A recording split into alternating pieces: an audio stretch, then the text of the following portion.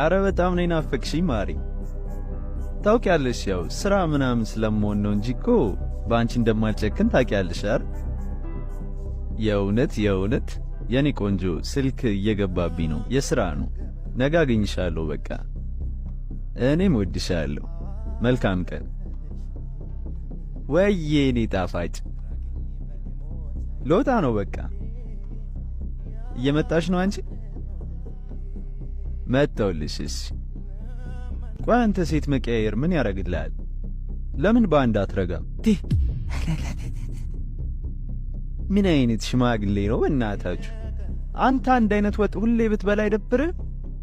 ቀየር አድርገሽ መሞከር አለብሽ። ምን እሺ ነው ብራዘር? ፋራነሽ እንዴ? አሪፍ ንግግር ተናግረሙታል።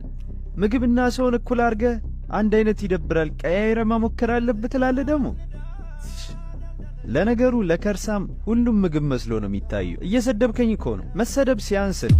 የወንድምነት ልምከር፣ ሰውና ወጥ አንድ አይነት አይደለም። አንድ ሰው ለአንድ ነው የተፈጠረው። እዚህ ምዛም እያልክ ስጋንም ነፍስህንም አታርክስ። ለነሱም እዘንላቸው። ያንተን የውሸት ፍቅር እንደ እውነት ቆጥራ ሕይወታን የምታበላሽ ትኖራለች። እናትህን፣ እህትህን፣ ልጅህን በእነሱ ቦታ አርገይ። ወንድሜ የእንደዚህ አይነቱ ከርሳም አባባል እንዳይሸውድሽ። በአንድ መወሰን ፋራ የሚያስብልህ ከሆነ እልም ያልክ ፋራውን።